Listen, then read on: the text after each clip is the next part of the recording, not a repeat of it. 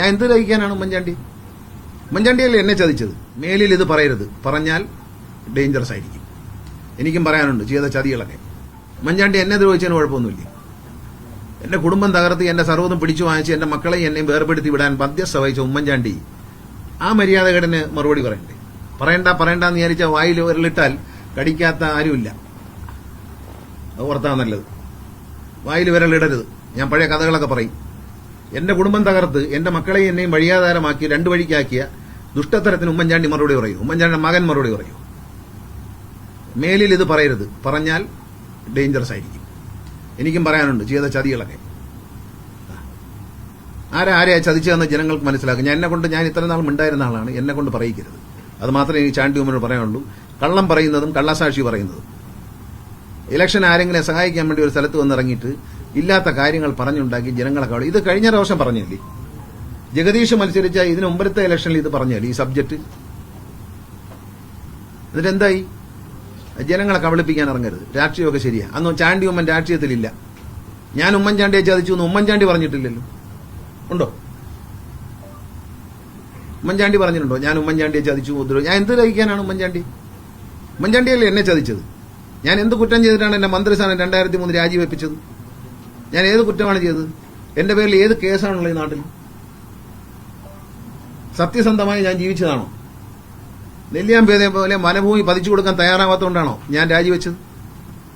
ഒരു കുടുംബ വഴക്കിന് മന്ത്രിയെ രാജിവെപ്പിച്ചേച്ച് തിരിച്ചെടുക്കാം എന്ന് പറഞ്ഞ് നടന്ന് പറ്റിച്ചിട്ട് എല്ലാം കഴിഞ്ഞതിന് ശേഷം അങ്ങനെ പറഞ്ഞാൽ കൊള്ളാം. അതൊന്നും പറയരുത്. ഉമ്മൻചാണ്ടി ജീവിച്ചിരുന്ന കാലത്ത് അദ്ദേഹം പറഞ്ഞില്ലല്ലോ ഞാൻ അദ്ദേഹത്തെ ചതിച്ചെന്നോ ദ്രോഹിച്ചെന്നോ ഒന്നും അദ്ദേഹം പറഞ്ഞില്ല. ആരോടെങ്കിലും പറഞ്ഞിട്ടുണ്ടോ? നിങ്ങളോട് ആരോടെങ്കിലും പറഞ്ഞിട്ടുണ്ടോ? ഇപ്പൊ ഇറങ്ങിയിരിക്കുകയാണ്. ആരാണ്ട് പറയുന്ന കേട്ടുകൊണ്ട് കൂലി തല്ലുകാരനായിട്ട് ഇറങ്ങരുത്. ഇറങ്ങിയാൽ പലതും പറയേണ്ടി വരും. പറയിക്കണ്ട എന്നാണ് എനിക്ക് പറയാനുള്ളത്. മാന്യമായിട്ട് ഞാൻ പറയാണ്, അത് പറയിക്കണ്ട. ഞാൻ ഉമ്മൻചാണ്ടിക്കെതിരായിട്ട് ഒരു സ്ഥലത്തും പറഞ്ഞിട്ടില്ല. ഉമ്മൻചാണ്ടി മരിക്കുന്നതിന് മുമ്പ് CBI വന്നതിനോട് ചോദിച്ചപ്പോഴും ഞാനിത് പറഞ്ഞു. എന്റെ അടുത്ത കസേരയിൽ നിയമസഭയിരുന്ന ഉമ്മൻചാണ്ടി സാറിനോട് ഞാൻ പറഞ്ഞു, സാറേ ഇവരെന്നോട് ഇങ്ങനെ ചോദിച്ചു. എന്റെ അച്ഛൻ എന്നോട് പറഞ്ഞൊരു മറുപടിയുണ്ട്, ഉമ്മൻചാണ്ടി അങ്ങനൊന്നും ചെയ്യുന്ന ഒരാളാണെന്ന് ഞാൻ വിശ്വസിക്കുന്നില്ല എന്ന് പറഞ്ഞു.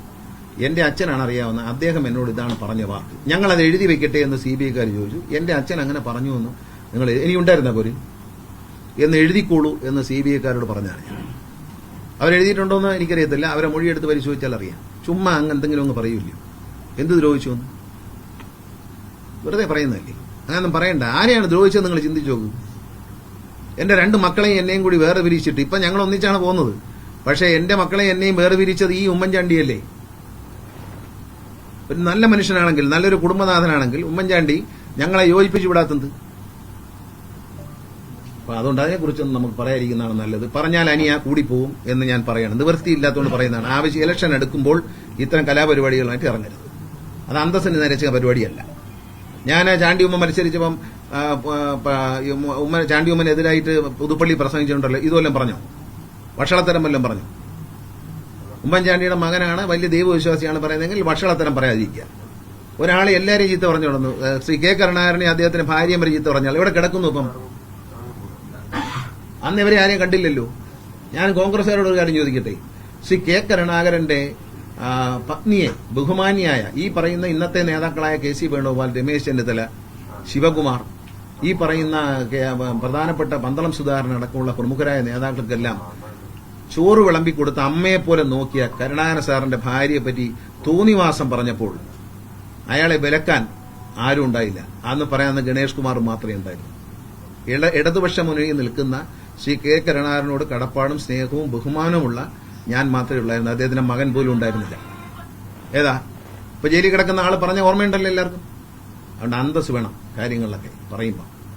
ആരെയാണ് പറയുന്നത്, ആരാണ് K കരുണാകരൻ എന്ന് മനസ്സിലാക്കണം. അദ്ദേഹത്തിന്റെ പത്നി, അവരുടെ മഹത്വം എന്താണ്, അവരുടെ നന്മ എന്താണ് എന്ന് അറിഞ്ഞുകൂടെങ്കിൽ KC വേണുഗോപാലെ പോലുള്ള നേതാക്കൾ അത്തരം ആൾക്കാർക്ക് പറഞ്ഞു കൊടുക്കണം.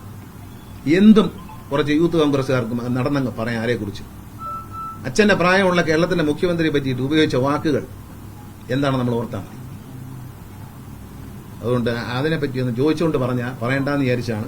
പക്ഷെ ഇത് പറഞ്ഞില്ലെങ്കിൽ ഇലക്ഷൻ അടുത്ത് വരികയാണ്. വീണ്ടും പതുക്കെ